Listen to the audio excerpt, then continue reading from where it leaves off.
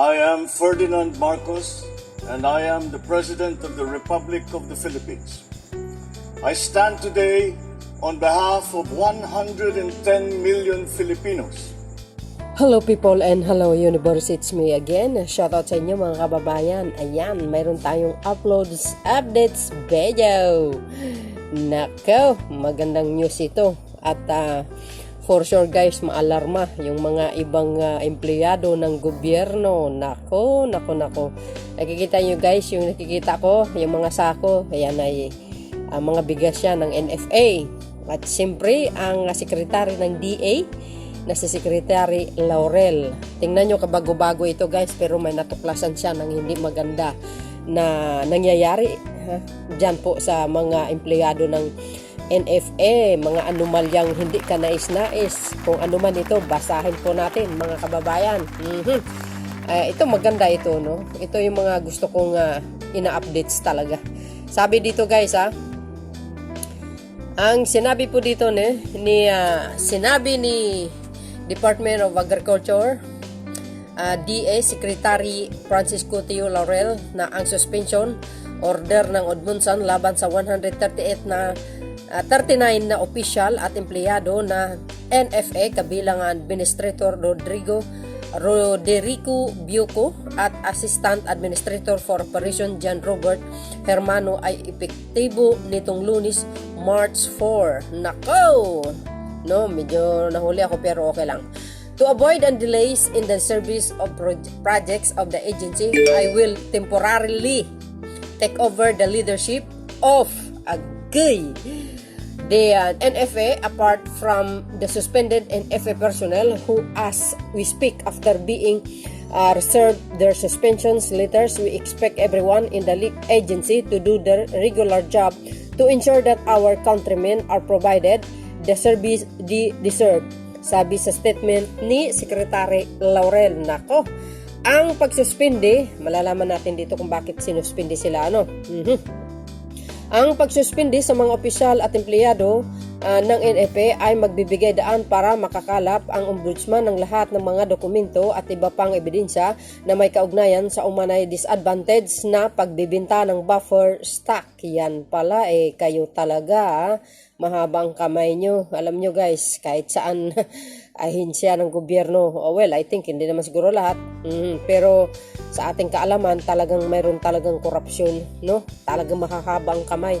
Kaya minsan masasabi natin kaya hindi umaasinso ang Pilipinas dahil dito sa mga taong ito, no? Hindi mo mapagkatiwalaan talaga.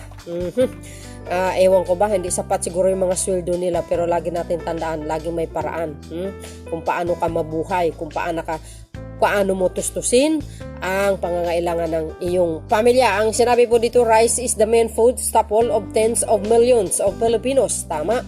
Particularly the poor. We cannot allow those who have been entrusted this novel task to build the NFA enriching themselves at the expense of millions who struggle every day for a chance to feed their family. Tama nga naman guys. Yan ang hirap po sa atin, ano? Yung mga may trabaho, pag alam nila walang na sumisita, todo naman ang pinagagawa nilang hindi maganda. Pero dahil bago na ngayon ang administrasyon, nako, alam nyo, sa totoo lang, nasa pamumuno ng isang bansa no? Nasa pangulo yan at sa mga sekretary kung paano nila ayusin or magtrabaho ng mabuti na walang halong pagkukurap, no? At alam nyo, ito si Secretary Laurel, mayaman ito guys, sobrang yaman ito as in. Hindi na kailangan siguro mangulimbat ito. Talagang kaya nga kinuha ito ni Pangulong Marcos Jr. dahil talaga namang mapagkatiwalaan. Sabi po dito mga kababayan, we beg your indulgence that we cannot discuss more than what we have said about this issue since the Ombudsman and the investigation are still ongoing. Rest assured that once we have result, we will immediately inform the public. Ayan, maganda yan para malaman ng taong bayan. Ito, dapat sampulan tong mga taong ito Itong 139 na empleyado ng NFA, dapat sampulan ito Pag talagang mayroong nakita na may pagkakasala, ay nako, tanggalin nyo na yan ng tuluyan. Kasi walang mangyayari sa buhay ng mga Pilipino pag yan ang mga inilalagay nyo dyan. Siyempre kailangan din ng mga kailangan natin ng mga guys, yung mga mababait at masunurin at mapagkatiwalaan ng empleyado. Pero sos Maria Josep, may mga ahensya din na sa gobyerno na talagang maraming mga korupsyon guys, no? Sabi 139 NFA officials, employees sinuspindi. Samantalang uupo si Department of Agriculture, DS Secretary Francisco Tio Laurel bilang administrator ng NFA, National Food Administration, sa pagpapatupad ng suspension order ng Office of the Ombudsman. Ayan, laban sa 139 opisyal at empleyado ng PPA. Ayan, kabago-bago lang ito guys, ito si sekretary, pero tingnan mo at siyempre mga kababayan, ang kanyang amo, ang Pangulo ng Pilipinas, talagang mahigpit ang kanyang pinagbilin na kailangan sumpuin itong mga smuggler, yung mga mahahaba ang kamay sa bawat ahensya ng gobyerno, at yan naman ang talagang tinutukan po ni Secretary Laurel. Kaya yung unang umupo pa bilang Pangulo ng Pilipinas, si Pangulong Marcos Jr., dahil hinawakan niya yung DA bilang sekretary, alam nyo naman guys, ang daming anomalya na nakikita, di ba? Mga smuggling, mga kasabwat, ang mga iba, talaga naman So dahil dyan mga kababayan, suportado ni Pangulong Marcos itong pagsuspindi ng 139 na mga empleyado ng NFA, na sana po sa ibang ahensya ng gobyerno magtrabaho naman kayo ng maayos. Wag naman kurakot kayo, grabe kayo. Hindi kayo naawa sa mga mararalita, mga kapwa nating mga Pilipino na mahirap katulad ko din. O kayo nagpakasarap ng buhay, nangungulimbat, pero yung iba naghihirap. Kayo talaga, Ito guys, yung ito mga kababayan, ang sinabi na ating mahal na Pangulo. Sabi niya, PBM standby suspension of 139 AFA. Official, mga official, kayo talaga. Ay, nako, kurakot pa more.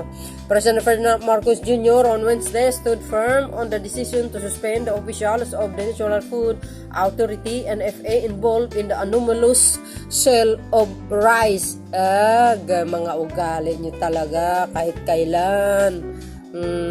Tingnan na, basahin natin.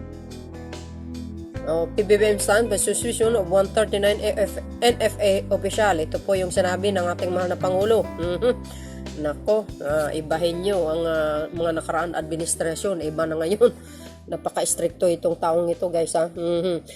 President Ferdinand R. Marcos Jr. on Wednesday stood firm on the decision to suspend the official of the National Food Authority, which is ang NFA, involved in the anomalous sale of rice. President Marcos said the government was compelled to impose a safe measure in the NFA by the suspending those not only involved in various anomalies but also those that committed the act in a cavalier way. Nako, talaga naman In a record interview, President Marcos said the situation in the NFA does not only involve anomalous sale of NFA rice but also some procedures within the agency that were undertaken without board approval and proper discussion with the NFA. Sabi po dito guys. He said those transactions also took place without the approval of the Department of Agriculture and with the rest of the cabinet. So we haven't taken the safe measures of suspending all those who have been shown to may have been involved in these wrongdoing, such as the anomalous sale but also the cavalier way in which the procedures that have been set out in the rules have been ignored. Sabi po ni Pangulong Marcos Jr., the Office of the Ombudsman suspended for 6 months. NFA Administrator Roderico Biaco and NFA Assistant Administrator for Operation John Robert Hermeno, along with 12 regional managers, 27 branches, manager, and 98 warehouse surveyors. Grabe pala ito guys. Hindi pala isang lugar na loka kayo. All over the Philippines. The the suspension stem from the alleged disadvantageous sale of rice buffer stock. Yan ang charge sa kanila. Nagbebenta pala kayo, ha? Hindi nyo nire-remit pala yung mga pera. Binulsa nyo pala talaga, ha? Oy, nako, ito pala ang may mga ano, guys, ha? Ito pala ang mga promotor, itong mga matataas na opisyal. Di kayo naloka. O ano ngayon? Nakahanap kayo ng katapat nyo. Ay siyempre mga kababayan, kudos to kay Secretary Laurel dahil sa wakas nakikita niya unti-unti itong mga taong ano guys, mga insekto o mga parasite dyan sa loob ng DA. Sa NFA pala. Naku, naloka ako mga kababayan. Ano ba nangyari sa mundo? Bakit kayo ganyan? Hindi kayo kontento sa mga sahod nyo? Ay, naku. So anyway, mga kababayan, anong kapalagayan nyo? Hindi kayo mapalagayan, no? So, see you again on my next upload video. Siyempre, salute tayo sa Marcos administration para ano guys, para mabunyag itong mga anomalous, ng mga mahahabang kamay, ang mga korupsyon, mga kurakot ng mga opisyal. Ayan. See you again on my next upload video. Bye, bye, bye, and baboos. Ano po ang kapalagayan nyo? Hindi kayo mapalagay, ano? God bless Philippines.